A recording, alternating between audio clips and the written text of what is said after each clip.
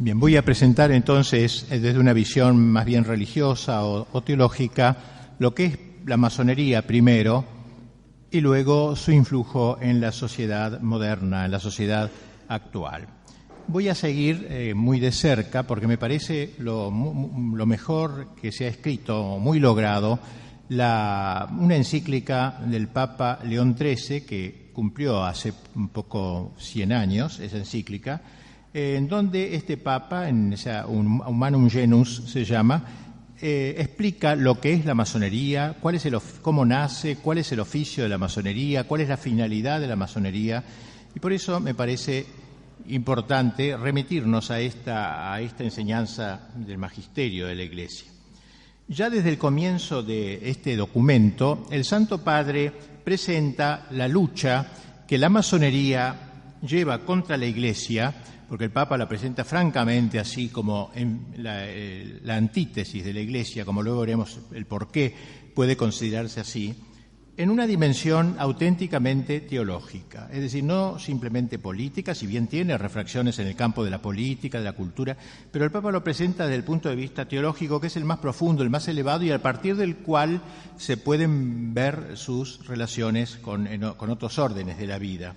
Dice el Papa, el género humano, después de apartarse miserablemente de Dios, creador y dador de los bienes celestiales, por envidia del demonio, quedó dividido en dos campos contrarios, de los cuales el uno combate sin descanso por la verdad y la virtud, y el otro lucha por todo cuanto es contrario a la virtud y a la verdad.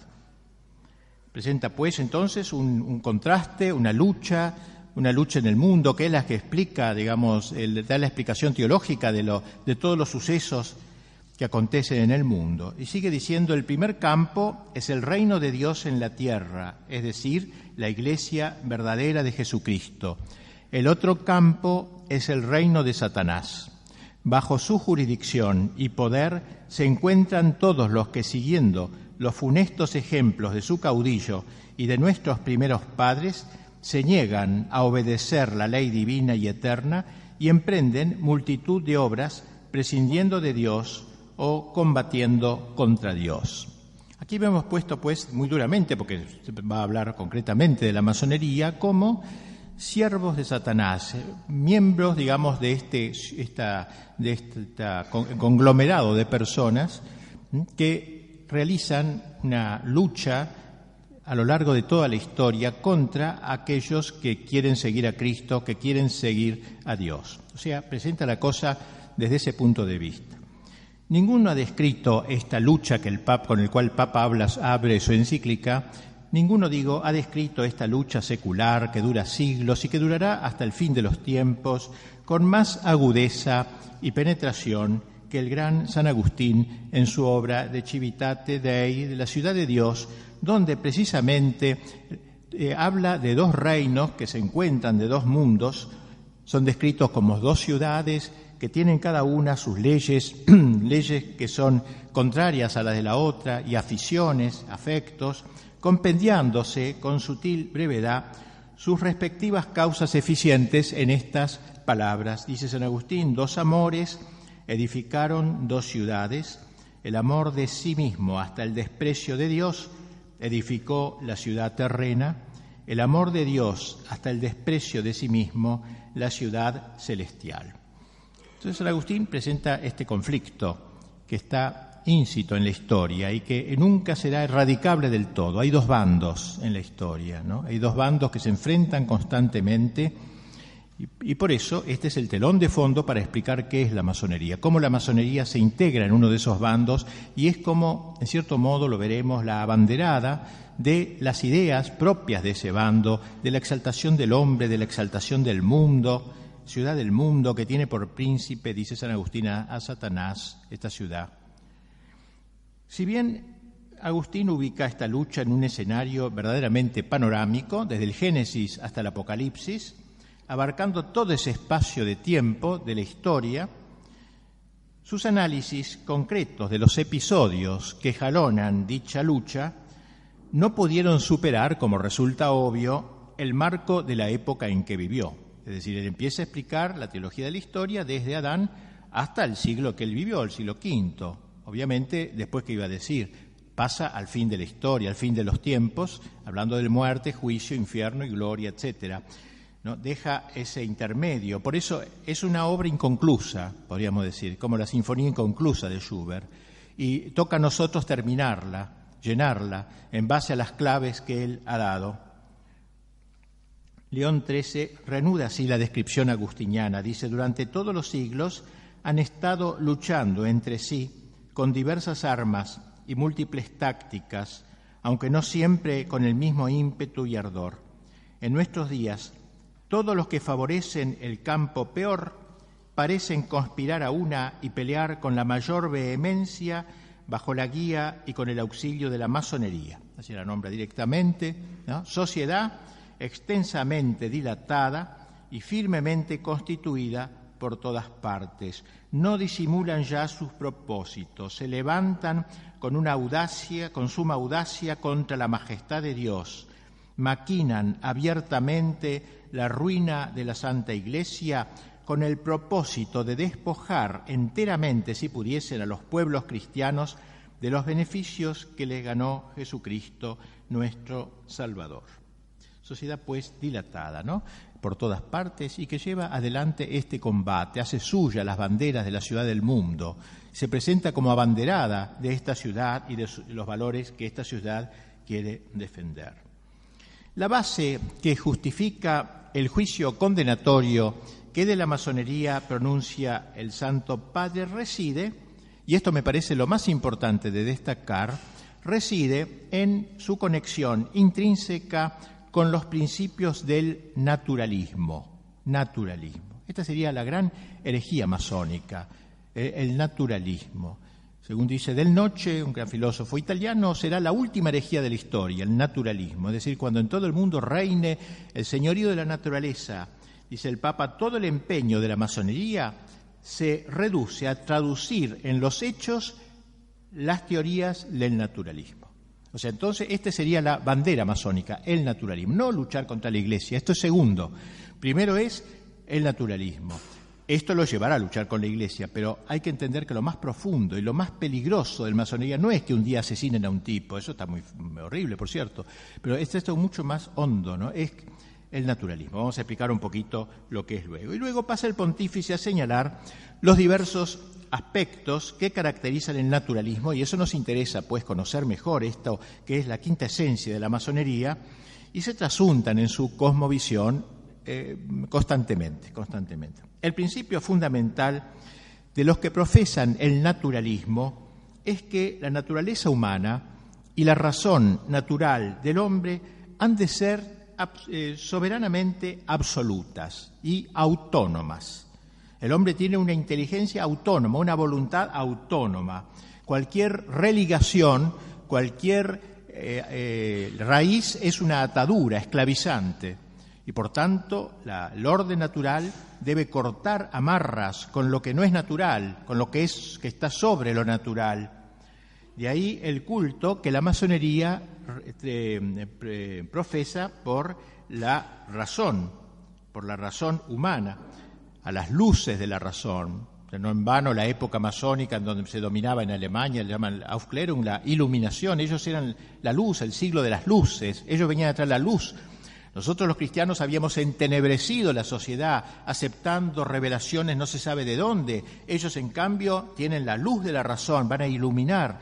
Y con esa luz van a iluminar todos los ámbitos y van a escribir la enciclopedia universal de todo a la luz de la razón, cerrándose a toda verdad que en una u otra forma pudiera trascender la razón, ya que dicha verdad, en el caso de que existiera, implicaría un menoscabo de su soberanía. Si hubiese un Señor o un Dios que dijera tal cosa que mi razón no puede alcanzar, es un menoscabo de la soberanía y por tanto hay que oponerse a todo lo que sea, digamos así, superación de la razón. Hay que quedarse en la razón. No cabe, pues, lugar para una revelación divina y, por consiguiente, carecen de sentido los dogmas religiosos. No aceptan, dice el Papa, verdad alguna que no pueda ser alcanzada por la razón humana. Esta es la médula de la masonería, el naturalismo. Ahora bien, como es oficio de la Iglesia Católica guardar enteramente y en su íntegra pureza no sólo el depósito de la doctrina revelada por Dios, que trasciende infinitamente los logros más elevados de la razón, sino también la autoridad del magisterio y los demás medios sobrenaturales para la salvación, dice el Papa, de ahí que todo el ataque iracundo de estos adversarios se haya concentrado en la Iglesia. O sea, esto segundo, ellos son naturalistas y como la Iglesia habla de un orden sobrenatural, ellos atacan la Iglesia. Pero no es lo principal de ellos el ataque a la Iglesia. El naturalismo, poner en el mundo, digamos así, imponer el naturalismo. Afirma el Papa que eso es lo que los ha llevado a perseguir abiertamente a la Iglesia en varias naciones, oprimiendo al clero con leyes inicuas en los países que han logrado dominar, como Francia, Alemania y Portugal, suprimiendo o dispersando las órdenes religiosas también cuando han tenido poder político y sobre todo atacando a la Santa Sede y al Sumo Pontificado. Es en lo que hace a este último. Primero le arrebataron el poder temporal, porque eso fue una obra de la masonería para arrinconar al papado, porque en dicho poder veían el baluarte de la libertad de lo sobrenatural y del derecho de lo sobrenatural, y luego lo redujeron a una situación injusta por las dificultades que de todas partes le opusieron a raíz de dicho despojo. Y finalmente, dice el Papa, hemos llegado a una situación en la que los fautores de las sectas proclaman abiertamente lo que en oculto habían maquinado durante largo tiempo. Esto es, que hay que suprimir la potestad del pontífice y que hay que destruir por completo el pontificado instituido por derecho divino. Obviamente, porque si el pontificado, el papado, representa la defensa del dogma y del orden sobrenatural y de la revelación, es el principal enemigo en última instancia. Destaquemos la sutileza con que el documento del Papa, más allá de los episodios anecdóticos, más allá de quedarse que cuando toman el poder echan a tal o lo otro, toman tales medidas, analiza el sentido profundo que se encubre en el ataque de la masonería contra la Iglesia y que la hace irreductiblemente enemiga de la Iglesia mientras siga siendo tal. De lo que se trata en última instancia es entonces del ataque de lo natural en rebelión contra lo sobrenatural, de la razón en rebelión contra la revelación. Pero el Papa da un paso más, dice, como la secta en su afán libertario, porque ellos anuncian la libertad precisamente, entendiendo que toda religación es esclavizante, libertad absoluta, entendiendo esta independencia de la razón frente a un magisterio que la trascienda, resalta que en la práctica algunos optan por aceptar a Dios, o sea, hay masones que aceptan a Dios, otros lo niegan, otros tienen de él un concepto completamente erróneo. O sea, no todos los masones niegan la existencia de Dios, pues se puede conocer por el orden natural, por el orden de la razón, y hablarán pues de un supremo arquitecto o cosas por el estilo, un Dios por cierto muy remoto, muy alejado, que no se mete en las cosas de la tierra y que nos deja a los hombres hacer lo que queramos, no poniéndonos ninguna ley que venga de lo alto. Una vez destruido o averiado este concepto, este conocimiento fundamental, caen en tierra, por falta de sustento, no tan solo el conjunto de todas las verdades sobrenaturales negadas a priori por los masones, sino también, y esto es un fenómeno histórico, también empiezan a caer por tierra las mismas verdades naturales, porque el que se quiere abroquelar en la naturaleza, en realidad, al fin acaba siendo antinatural. Ya diremos luego cómo el hombre ha sido hecho para salir de sí, o sale de sí para arriba, por la gracia, por la santificación, deificándose, o sale de sí para abajo animalizándose. Pero no existe el humanismo puro, no se puede lograr el hombre químicamente puro. El hombre está hecho para el éxtasis. Y así entonces se empiezan a negar también las verdades naturales, la creación libre del universo por parte de Dios, la providencia divina sobre el mundo, la inmortalidad del alma o también el castigo, etcétera, o el premio en la otra vida. derribado el orden sobrenatural, el orden natural está condenado también a morir y a desaparecer de la historia.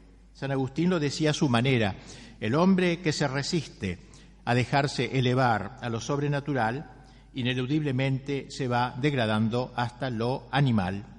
O sea, el hombre, como dijimos recién, ¿no? El hombre está hecho para ese éxtasis, siempre debe salir de sí, ¿no? Y recordemos aquel ejemplo magnífico de la parábola del hijo pródigo, donde el joven, el hijo de un príncipe, el hijo de Dios, la humanidad, se separa del padre para correr la aventura justamente de la libertad autónoma y desbocada. ¿Y dónde termina el hijo pródigo? ¿Dónde termina? No termina como un rey, como había soñado, termina como un sirviente de los cerdos. Cristo lo pone ahí en una profunda ironía divina. El cerdo es el animal más despreciado por los judíos, y este joven príncipe caído, sentado junto a los chanchos, envidiando lo que comen y recordando la comida que perdió en su casa. Esta gran parábola que es como un resumen de toda la historia de la humanidad, el hombre creado por Dios, que usa los dones de Dios, le pide la herencia a su padre, le pide las manos que tiene para bofetear a su padre, le pide la libertad que tiene para herir a su padre, le pide los afectos que tiene para odiar a su padre.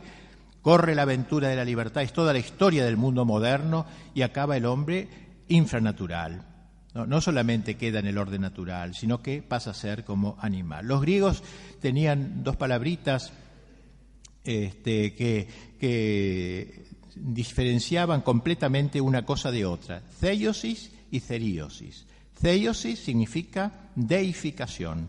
Theos es Dios, teología viene de ahí, y la terminación sis indica movimiento hacia.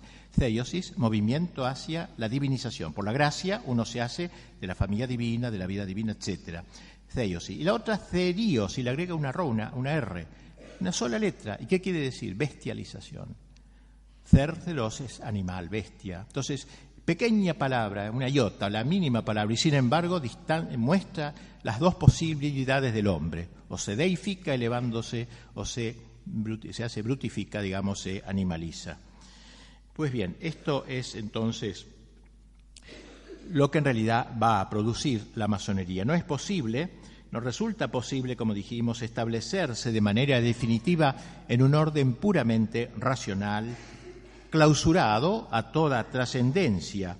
Al cerrarse a lo suprarracional, el hombre se vuelve irracional, infrarracional. El naturalismo es un atentado contra la inteligencia, aunque parezca raro decir esto. ¿Cómo puede ser si los masones, el naturalismo exalta la razón, la diosa razón, etcétera? Pero no, sin embargo, el naturalismo podemos afirmar que es un atentado contra la inteligencia, porque le corta las alas a la inteligencia. La inteligencia que, al cerrarse a la verdad sobrenatural, queda, por así decirlo, castrada, queda disminuida. Al hombre había recibido alas para un vuelo de águila y termina con un vuelo de gallina, un vuelo bajo, a donde llegan las pobres luces de nuestra razón. Y como la voluntad sigue a la inteligencia, también ella se ve herida en su tendencia al bien. Las tres fuentes o verdades de donde brotan toda moral y toda justicia son, según la enseñanza del Papa, en primer lugar, un Dios creador y gobernador providente del mundo; en segundo lugar, una ley eterna que manda conservar el orden natural y prohíbe perturbarlo; y finalmente un fin último del hombre, más allá de todas las realidades humanas y de esta transeúnte vida terrenal. Si se suprimen, dice el Papa, como suelen hacer el naturalismo y la masonería, la ciencia moral y el derecho quedan destituidos de todo fundamento y defensa. En efecto, la única moral que reconoce la familia masónica es la llamada moral cívica, independiente y libre, es decir, una moral que excluye toda idea religiosa. El rechazo, entonces, de las verdades enseñadas por Dios, de las verdades sobrenaturales y aún de algunas verdades naturales, conduce necesariamente, según observa con sagacidad el Santo Padre, a la negación del pecado de nuestros primeros padres, la negación del pecado original, la negación de que el hombre nazca herido y disminuido por el pecado de origen, la negación de una naturaleza debilitada, proclive al pecado, que afirmamos los cristianos. Para ellos no. El hombre es naturalmente bueno, el hombre no se inclina naturalmente al mal. Alguno dirá que, bueno, lo inclina la sociedad, pero que de por sí el hombre es bueno, no tiene una mancha inicial. Hemos visto, por el contrario, hasta qué punto los masones exageran las fuerzas y la excelencia de la naturaleza humana. No solo no la quieren ver, no aceptan que haya nacido con el pecado original que debe ser borrado por el bautismo, sino que poniendo en la naturaleza humana el único principio regulador de la justicia, ni siquiera se le llega a ocurrir la necesidad de sofrenar los ímpetus de la naturaleza, la necesidad de tener dominio sobre las pasiones, porque nuestras pasiones son buenas, no nos inclinan a lo malo y por tanto no hay que dominarlas, hay que dejarlas correr, las pasiones desordenadas, y que para adquirir el dominio sobre sí mismo sea menester un prolongado combate y una constancia muy grande. Se puede decir que este aspecto de la masonería, digamos así, este aspecto muestra una nueva y sutil reformulación del viejo pelagianismo. Pelagio era un hereje de los primeros siglos. Los pelagianos sostenían que el hombre podía, por sus propias fuerzas, redimirse, santificarse, que no necesitaba la ayuda de lo alto. Con su sola voluntad el hombre podía ser feliz, ser bueno, ser feliz y salvarse. Pues esto es una reedición sutil del viejo pelagianismo. El hombre, por las solas fuerzas de su voluntad, es capaz de adquirir la rectitud natural, que es la única concebible, así como por la sola fuerza de su razón puede alcanzar la plenitud de la verdad. Son reinas la razón y la voluntad capaces de lograr todo. Sin embargo, como insinuábamos más arriba, una actitud semejante, negatoria de la divina gracia, la negación de la gracia, acaba por desembocar no en el santón laico o en el honesto burgués que se esperaba, sino en un hombre abiertamente desenfrenado. O sea, este hombre burgués dio paso al hombre desenfrenado, totalmente libertario. Y por esto, dice el Papa, vemos el ofrecimiento público a todos los hombres de innumerables estímulos de las pasiones, periódicos y revistas sin moderación ni vergüenza alguna, obras teatrales extraordinariamente licenciosas. Al obrar así proceden criminalmente, pero son consecuentes consigo mismos todos los que suprimen la esperanza de los bienes eternos y la reducen a los bienes caducos, hundiéndola en la tierra. Naturalismo, pues, este naturalismo doctrinal y moral que inspira todo el quehacer de la masonería tiene consecuencias asimismo en el orden social. Por lo que toca a la sociedad doméstica, la doctrina del naturalista reduce el matrimonio a la categoría jurídica de un mero contrato entre un hombre y una mujer, cuyo vínculo, enteramente sujeto a la autoridad civil, es legalmente rescindible según la voluntad de los contrayentes. Y por eso vemos que en el origen de las leyes del divorcio generalmente hay masones impulsando esta corriente. Y en lo que atañe a la educación de los hijos, el naturalismo prohíbe enseñarles cosa alguna como cierta y determinada en materia de religión. Cada cual, al llegar a la adolescencia, escogerá lo que prefiera. Y así también vemos como nuestra patria, la ley, las leyes, digamos, en donde se quita la enseñanza religiosa, fue obra de la masonería. O sea, esto es lógico, está bien unido a la cosmovisión masónica. Los masones, dice el Papa, están de acuerdo con estos principios. No solamente están de acuerdo, sino que se empeñan hace ya tiempo por introducir estos principios en la moral de la vida diaria.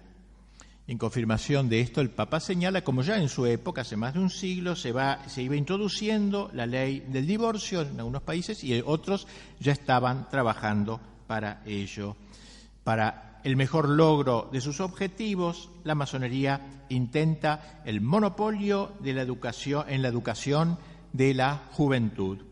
tratando de imposibilitar lo más posible la intervención de la Iglesia en este campo. Y dice el Papa que en varios lugares han conseguido que toda la educación de los jóvenes esté en manos de los laicos y que al formar los corazones infantiles nada se diga de los grandes y sagrados deberes que unen al hombre con Dios.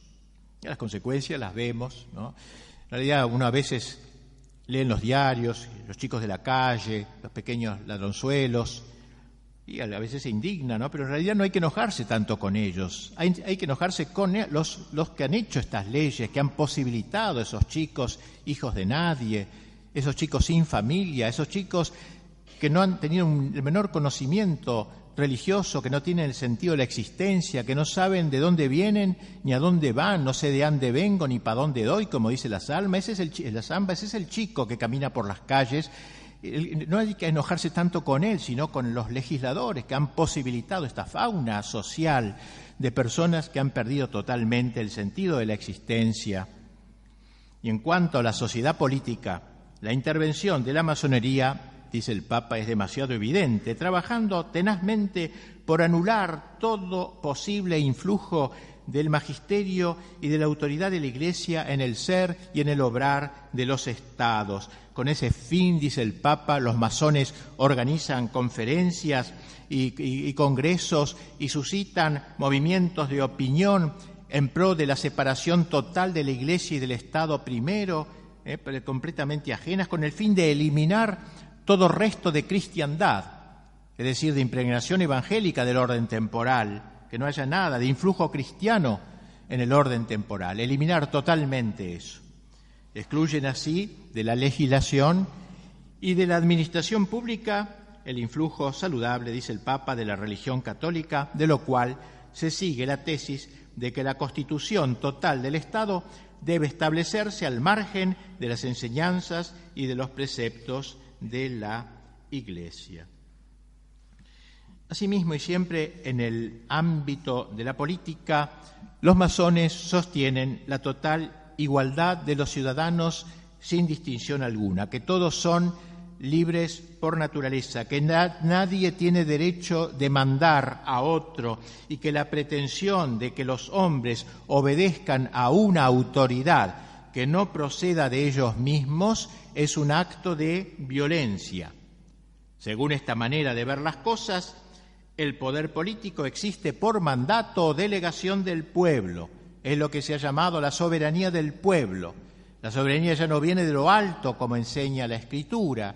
No tendrías poder si Dios no te lo hubiera dado, le dijo Cristo a Pilato, sino que ahora el poder viene de abajo, viene de la soberanía, y la multitud, digamos, es la fuente de los derechos ciudadanos, frente a los cuales no hay leyes que valgan, ni sobrenaturales, que no existen, ni siquiera naturales. Como se saben, quizás en España, en la época de la República, el entusiasmo de la democracia, la soberanía del pueblo, ponían todo a votación. Entre otras cosas, votaron si Dios existía o no, y Dios ganó por un voto, se salvó por poquito, si no hubiera quedado suprimido.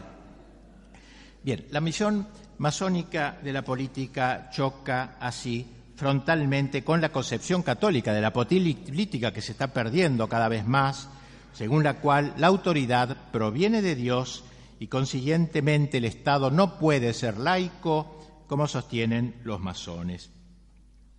La idea que los masones se hacen de la vida ciudadana coincide admirablemente con el concepto liberal de la política. El liberalismo sería la aplicación masónica en el orden político, en última instancia. El liberalismo es un hijo directo de la masonería, es la concreción del naturalismo masónico en el ámbito de la política. Es la política sin religaciones, sin raíces. Pero la fecundidad de la masonería no se agota en el liberalismo. El Santo Padre León XIII, adelantándose en cierta manera a lo que la historia demostraría con los hechos, enseña que la masonería, al engendrar el Estado liberal, preparaba el camino al naturalismo marxista. Fíjese que el Papa, esa es la encíclica, la época casi de Marx, todavía no había aparecido el marxismo público o con poder político, y ya prevé esta aparición del marxismo como una derivación del liberalismo. Y este punto creo que ustedes ya lo habrán oído alguna otra vez, pero me gusta insistir que el marxismo en última instancia es hijo del liberalismo, como lo entendió con tanta genialidad Dostoyevski en su novela, en ese panfleto metafísico que escribió, que se llama Demonios, en donde muestra cómo de padres liberales saldrían los hijos socialistas, y presenta la figura del padre, Piotr, Pedro, y de su hijo. El padre es un liberal de escritorio que habla francés porque él no va a hablar ruso, idioma de sirvientes. Él es un distinguido burgués. Y su hijo es socialista que empieza a quemar iglesias y a matar gente. Y el padre se extraña, le dice a su hijo, ¿cómo haces esto? Y le dice el hijo, papá, no hago más que llevar al cumplimiento lo que tú me has enseñado. Solo que no me quedo encerrado en un escritorio, sino que salgo a la calle. El marxismo es hijo de la Revolución Francesa, ¿no? Concretamente, ¿no? Tanto que cuando en 1989 se celebró el segundo centenario de la Revolución Francesa, desfilaron bajo el Arco de Triunfo de París muchos ejércitos del mundo, y el más gallardo de ellos fue el ejército soviético, todavía que saludó a su madre la Revolución Francesa. Pues bien, esto que la historia nos ha ido probando luego, porque también Dostoyevski nace antes del comunismo como poder político, digo, el Papa lo había ya señalado en su encíclica, considerando que ambos, liberalismo y comunismo, son ambos hijos del marxismo. Dice el Papa, estos cambios y estos trastornos son los que buscan de propósito, sin recato alguno, muchas asociaciones comunistas o socialistas. La masonería, que favorece en gran escala los intentos de estas asociaciones y coincide con ellas en los principios fundamentales de su doctrina, no puede proclamarse ajena a los propósitos de aquellas. Bien, los luminosos documentos que León XIII nos ha ido regalando a lo largo de su larguísimo pontificado nos muestran que estas ideas suyas sobre la masonería estaban arraigadas, y no vamos a abundar en ello, en otros documentos, en otras encíclicas incluso. Una de ellas dice así: con el pretexto de reivindicar los derechos del hombre, otra banderita que desgraciadamente hoy lo asumen muchos distraídamente, como si fuera perfectamente aceptable, así tal cual se defiende. Con el pretexto, dice el Papa, de reivindicar los derechos del hombre y reformar la civilización, la masonería combate las instituciones cristianas, rechaza toda doctrina revelada, califica los deberes religiosos, los sacramentos, todas las realidades augustas como supersticiones, se esfuerza por descristianizar el matrimonio, la familia, la educación de la juventud, todo el conjunto de la vida pública y de la vida privada, así como también por hacer desaparecer en el alma del pueblo todo respeto a la autoridad divina y a la autoridad humana. El culto que la masonería prescribe es el culto de la naturaleza humana, y son también los principios de esta naturaleza humana los que propone como única medida y única norma de la verdad, la bondad y la justicia. Y de esta manera se incita al hombre a tener una moral y una conducta casi paganas, si no es que el crecimiento y el refinamiento de las seducciones los hace descender más abajo todavía. Como decíamos, no se quedan en el orden natural, acaban siendo antinaturales. Y es la experiencia que hemos hecho, que ha hecho la historia moderna, la historia del mundo moderno. Si no lo queremos aceptar en teoría, no podemos menos que verlo en la práctica. El hombre primero hombre, hombre, hombre, y después subhombre, un ser degenerado, perdido. La masonería solo puede ser entendida a fondo si se la considera en el contexto del gran proceso desacralizador que comenzó hace ya muchos siglos, a fines del siglo XIV. La Edad Media, a pesar de todos sus defectos, logró consolidar plasmar lo que llamó la cristiandad, descrita con tanta expresividad por el mismo León XIII en su encíclica Immortale Dei, cuando dice: hubo un tiempo, lo dice con cierto dejo de nostalgia, hubo un tiempo, como decimos, ya no estamos en ese tiempo, ¿no? Hubo un tiempo en que la filosofía del Evangelio gobernaba los estados. Entonces, aquella energía propia de la sabiduría cristiana, aquella su divina virtud, había penetrado profundamente en las leyes, instituciones y costumbres de los pueblos, en todos los órdenes y problemas del Estado, cuando la religión fundada por Jesucristo, colocada firmemente sobre el grado de honor y de altura que le correspondía, florecía en todas partes, secundada por el favor de los príncipes y por la legítima tutela de los magistrados, y el sacerdocio y el imperio, concordes entre sí, departían con toda felicidad en amigable consorcio de voluntades e intereses.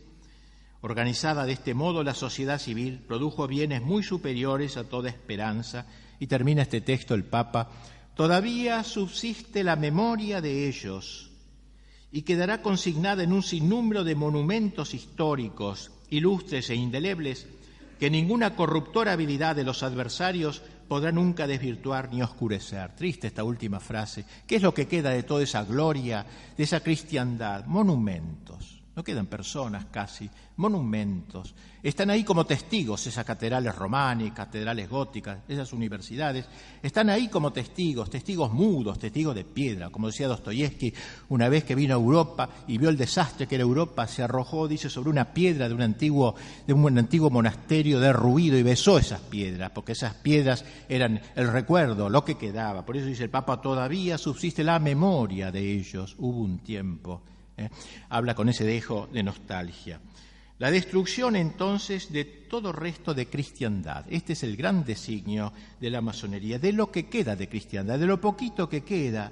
Hacia eso apuntan sus cañones, y por eso se declara no solamente enemigo de la Iglesia, sino también enemigo de los estados que quieren permanecer católicos, si hay alguno que así aún lo pretenda.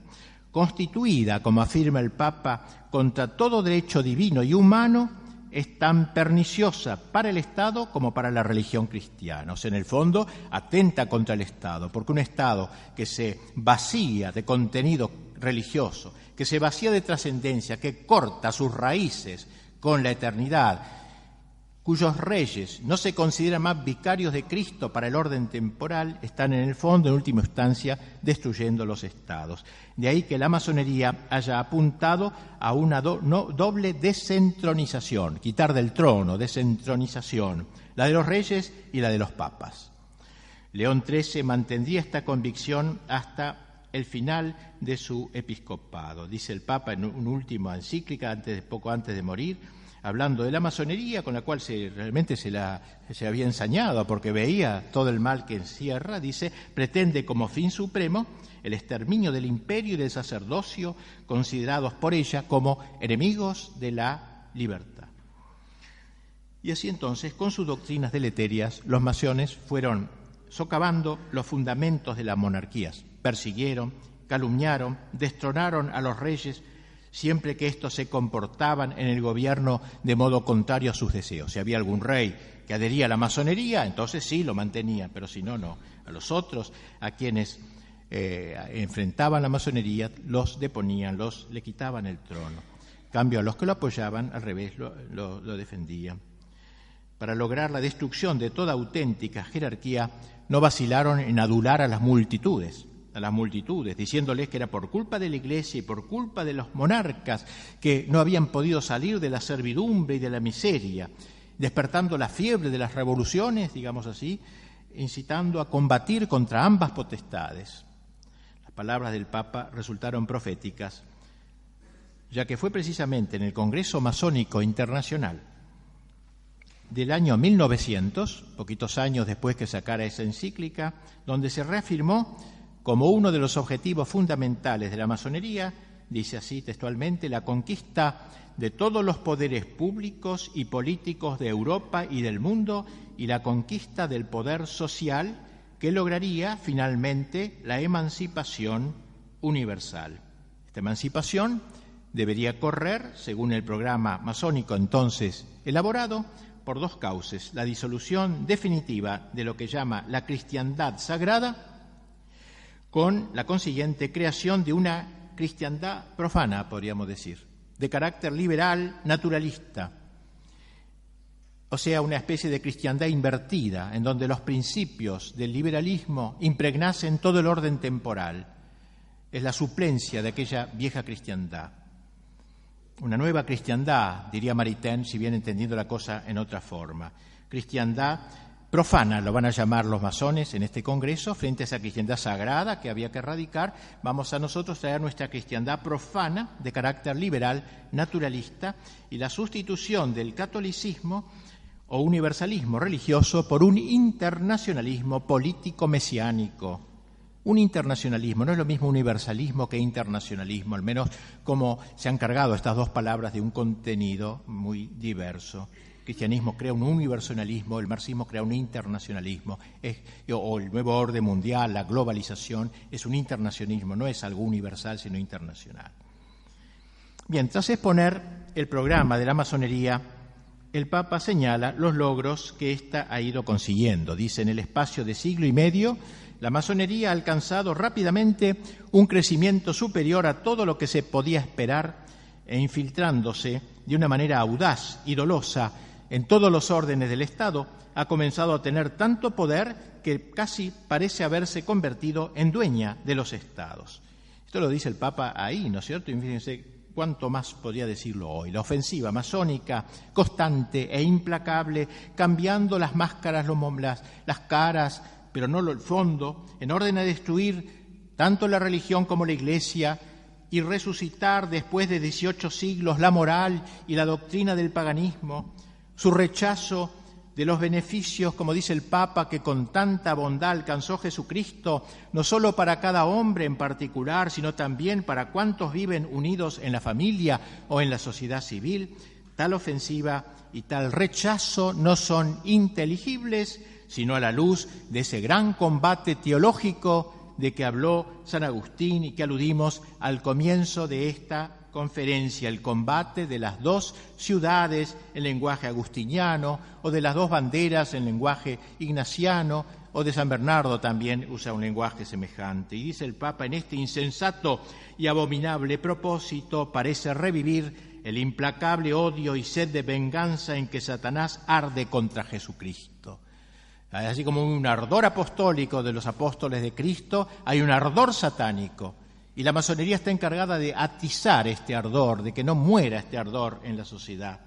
El Papa nos decía al principio de la encíclica que si bien esta contienda había tomado muy diversas formas en el curso de los siglos, en nuestros días, todos los que están en la ciudad perversa, dice el Papa, y bajo la bandera satánica, parecen conspirar a una y pelear con la mayor vehemencia bajo la guía y con el auxilio de la masonería. Los secuaces de la masonería están ahora más unidos que nunca, afirma reiteradamente el mismo Papa en el documento, con un impío consorcio y por una oculta comunidad de principios. Y bien, y frente a ello, no es lícito permanecer como simple espectador, termina el Papa, la necesidad de enfrentar este gravísimo peligro moderno. Será preciso enfrentar esta unión espuria, unión en el error, esta comunión en Satanás, esta cristiandad invertida, con la unión verdadera, la que se funda en la caridad de la verdad. Tan fiero asalto, dice el Papa, exige una defensa igual. Es necesaria la unión de todos los buenos en una amplísima coalición de acción y de oraciones. Y no solo, dice, los individuos deberán unirse entre sí, también los estados que aún no han sucumbido a los errores masónicos deberán unirse juntamente con sus pueblos, no con la masonería para destruir a la Iglesia, sino con la Iglesia para destrozar los ataques de la masonería. Pero esta reacción exige una cuota de sagacidad. Tenemos que enfrentarnos, dice el Papa, con un enemigo astuto y doloso, que halagando los oídos de los pueblos y de los gobernantes, se ha cautivado a los unos y a los otros con el cebo de la adulación y de las suaves palabras. Para lograr el ablandamiento y la ulterior deserción de sus enemigos, la masonería hace correr la versión de que un católico puede colaborar con ella sin abjurar expresamente de la fe católica. Esa es la táctica que mejor sirve a sus propósitos. Y el Papa da las razones, dice, en primer lugar, porque este es el camino de engañar fácilmente a los sencillos y a los incautos y de multiplicar el número de adeptos. Y en segundo lugar, porque al abrir los brazos a todos los procedentes de cualquier credo religioso, logran de hecho la propagación del gran error de los tiempos actuales, el indiferentismo religioso y la igualdad de todos los cultos. Conducta muy acertada para arruinar todas las religiones, singularmente la católica, que como única verdadera no puede ser igualada a las demás sin suma injusticia. Por eso entonces los católicos incautos y blandengues Llegarán a creer que los masones nada exigen que sea abiertamente contrario a la religión.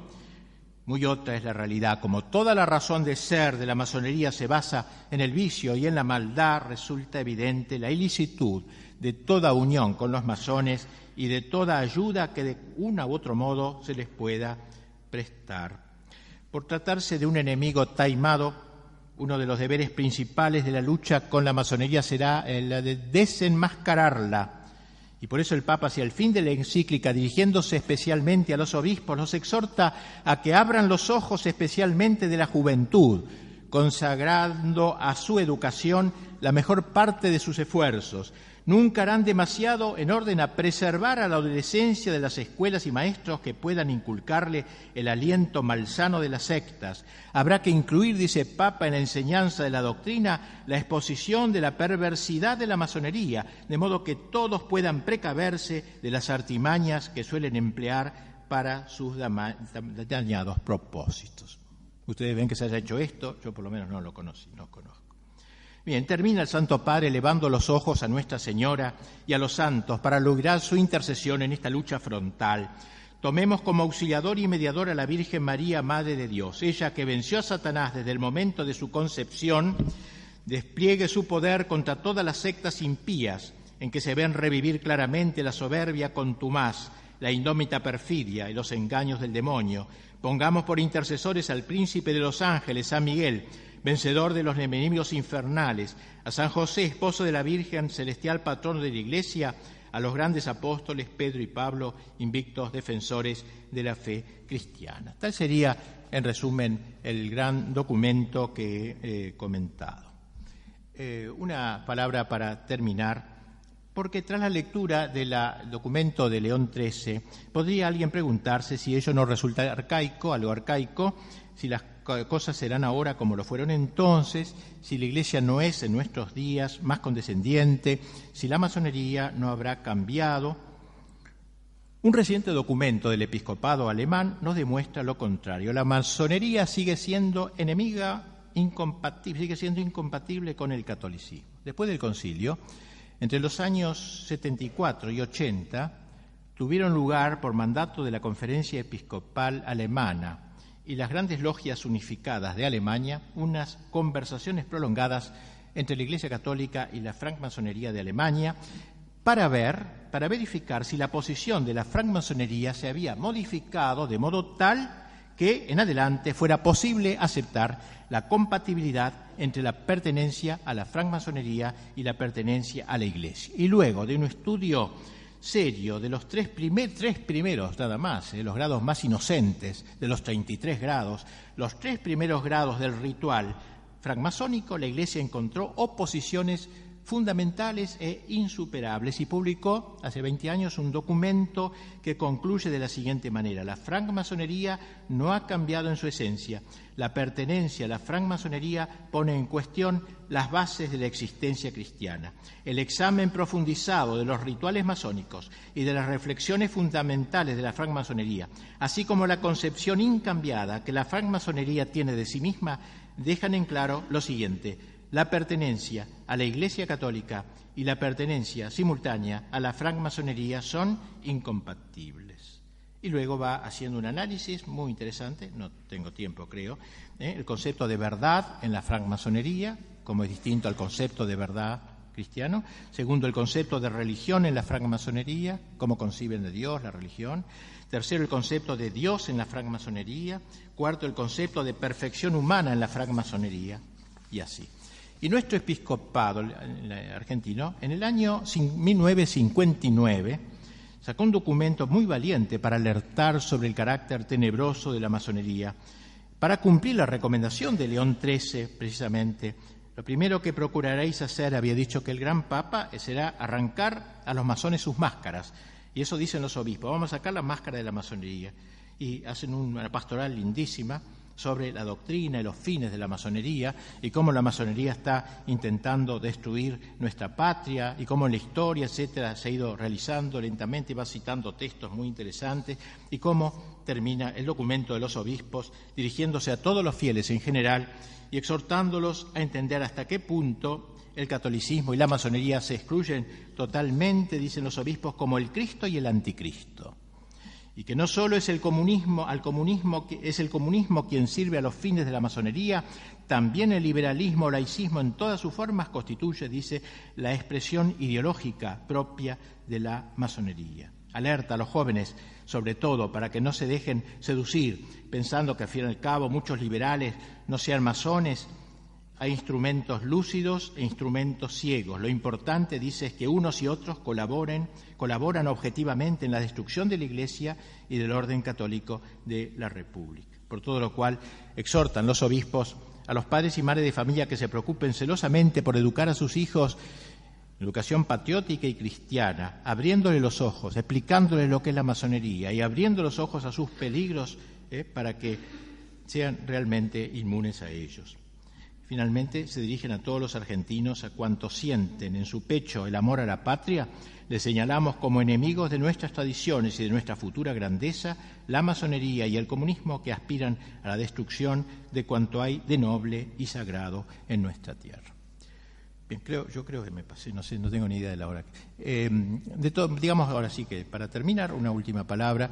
Pienso que frente a esto, ¿qué hay que hacer, no es cierto? ¿Qué podemos hacer en muy breves palabras? Claro, es muy difícil decirlo así tan brevemente, ¿no? Ellos quieren destruir la cristiandad y el cristianismo. La cristiandad, ya hemos dicho, la impregnación evangélica del orden temporal. Y el cristianismo es la práctica cristiana de personas individuales. Por ejemplo, en la China hay cristianismo porque hay católicos prácticos, aunque estén en campo de concentración, pero no hay cristiandad, porque el poder político sobre todo gira en torno a las ideas al margen del cristianismo. Cristiandad y cristianismo. Primero han destruido la cristiandad, ya ni más cristiandad. En ninguna parte el Evangelio impregna el orden temporal, que yo sepa, o casi, en ninguna parte. Las leyes no siguen, no le interesa el Evangelio ni nada. Cristianismo queda todavía. Entonces, esta es la lucha ahora, todos los cañones apuntan al cristianismo. Es decir, erradicar de los corazones la fe, de los individuos la fe, de ese Cristo que ha querido reinar dentro de vosotros. Mi reino está dentro de vosotros, en los corazones. Y se me ha dado todo poder en el cielo y en la tierra sobre las sociedades. Se lo ha arrancado a Cristo ya de las sociedades. Ya no son más de Él. Son de Él, ¿no? Pero se le niega la soberanía. Y todavía quedan los corazones, Entonces, nuestra lucha es dividida en ese doble campo: fundar bien nuestra fe católica, ser apóstoles de los demás, hacer justamente al revés de lo que hace la masonería, y luego ir intentando, apuntando a una futura cristiandad, porque estamos en una época poscristiana, como se ha dicho, a una futura cristiana, como hizo San Agustín. San Agustín estaba rodeado por los vándalos, allí en su ciudad, en la sede en África, y en medio de todo eso, cuando se creía que todo el mundo se desplomaba y había caído Roma, de todo un desastre bajo los bárbaros, él escribe La ciudad de Dios, de Civitate Dei, este libro que habla precisamente de esta gran lucha histórica, y apunta lo que debe ser una cristiandad, tanto que ese libro sería el libro de cabecera luego de Carlomagno y de la Edad Media, el libro de cabecera de la Edad Media y de la cristiandad medieval. Pero lo hizo cuando nadie podía soñar en una cristiandad, cuando todos los horizontes estaban cerrados, no se veía más que nubes oscuras. Ahí, en ese momento, él escribe La ciudad de Dios, las dos ciudades. Pues bien, también nosotros, aunque no veamos un futuro inmediato ni de lejos, aunque sea apuntando más lejos, debemos formar islotes de cristiandad, pequeños grupos de formación, congresos como de este tipo, como están haciendo ustedes. Al fin y al cabo, el día del juicio no se nos va a pedir cuenta de las victorias que hayamos logrado, sino de las cicatrices que el combate haya dejado en nosotros, nada más.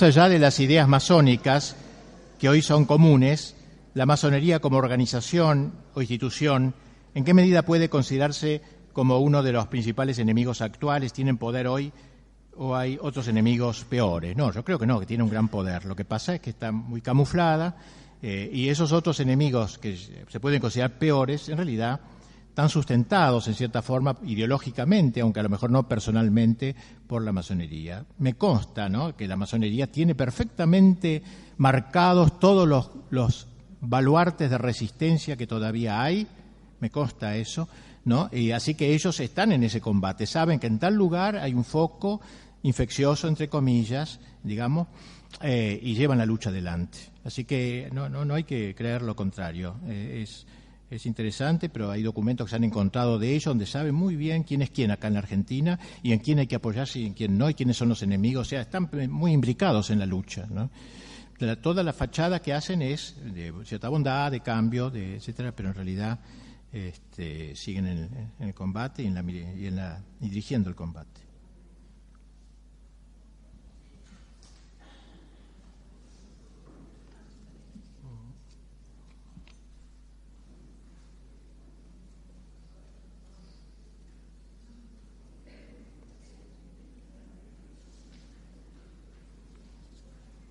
Los beneficios de un Estado laico en los países islámicos para las religiones cristianas es un argumento masón en pro de los estados laicos. Difícil, no entiendo bien. Pero me parece que, claro, el problema del Islam es un problema muy, muy grave, ¿no? Gravísimo, porque el Islam es una cristiandad islámica. O sea, el Islam no es laicista, el auténtico Islam, es teocrático.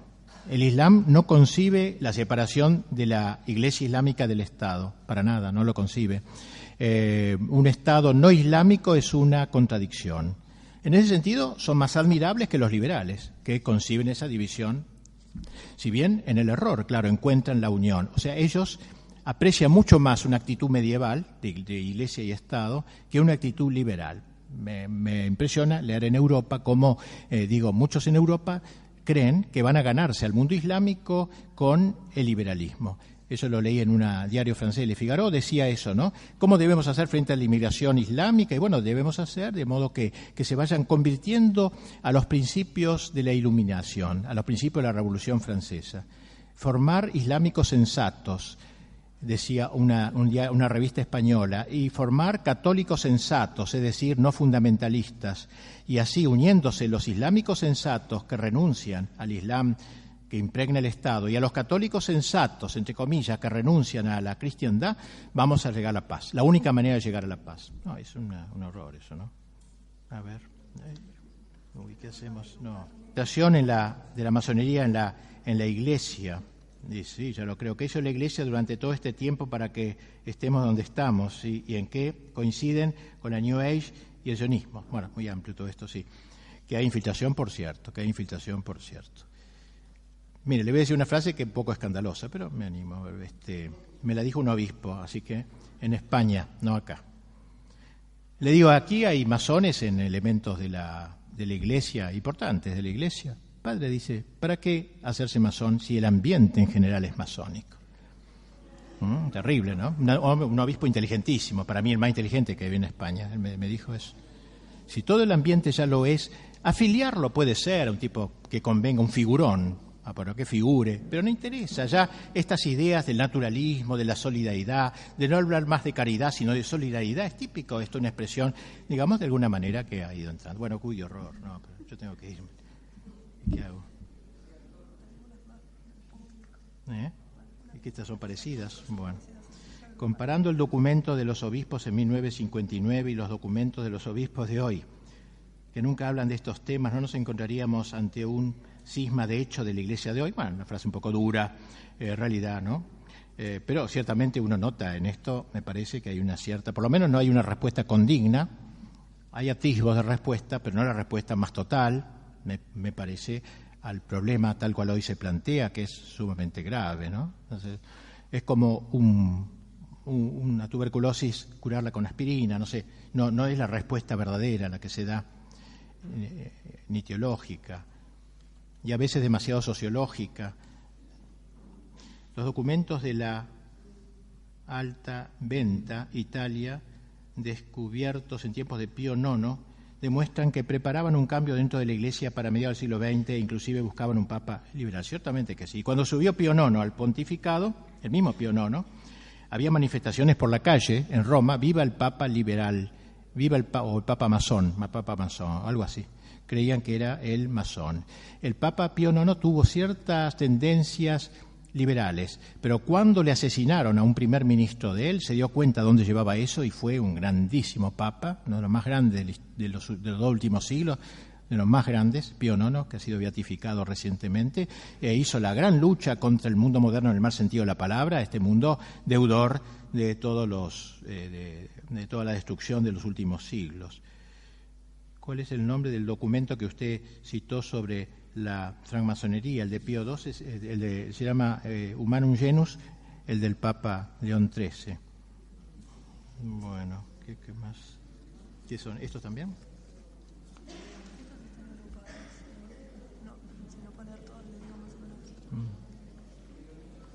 Puedo llevarme una tremenda desilusión si... ¿Qué? Varios de nuestros padres de nuestra patria respondieron a la masonería. Si debemos creer o se nos caerán nuestro mito de nación aprendido en nuestras aulas y sentimientos. Hay masones en el gobierno actual. San Martín fue masón. ¿Por qué dice que, uy, Dios, cuántas cosas? Pero ¿cómo actúa hoy la masonería en la Argentina?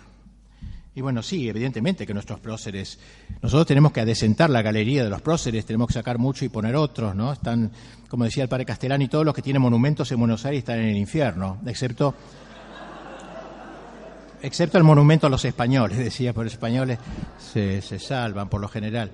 Pero es cierto, sí, uno de los deberes que hay que hacer es el revisionismo histórico y adecentar nuestra galería, como decía Anzoátegui, hay que adecentar nuestra galería de próceres, ¿no? Porque claro, y se ponen como arquetipos y como modelos aquellas personas precisamente que han llevado adelante un combate semejante. De que San Martín fuera masón, mire, yo he leído cosas a favor y en contra muy serias ambas, más bien me han impresionado las en contra que las a favor, ¿no? De que no era masón, no. Patricio Maguire, que aquí estudió mucho el tema de la masonería, hizo consultas en Inglaterra en la época de San Martín, si figuraba la logia Lautaro, etcétera, como central de la masonería, y le dijeron que no existía eso, no había nada de eso, en fin. No puedo hablar con demasiada... Aquí está Enrique Díaz Araujo, que sabe mucho más que yo de esto, él sí que puede decirle algo.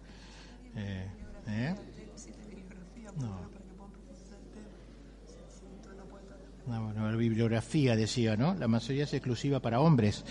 La masonería es exclusiva para hombres, en general sí. Yo estuve en un acto masónico en Buenos Aires camuflado, y entre otras preguntas se le hizo al que dirigía el acto ese, en el salón principal de la logia que tienen en Buenos Aires, y por qué no había mujeres. Y contestó que porque las mujeres son más débiles, y como los católicos han perseguido tanto a la masonería, los han torturado y todo, entonces como las mujeres eran más débiles no querían tener mujeres masones para que no largasen los secretos de la masonería, pero que ahora ya como no hay eso, que ahora sí hay logias femeninas. Eso dijo él, yo no, repito lo que dijo él. ¿Dónde se consigue información fidedigna sobre la masonería en el mundo y en la Argentina? Padre Roger escribió un muy buen libro sobre la masonería en la Argentina, ¿cómo se llama? Con otro nombre, ¿no? ¿Cómo?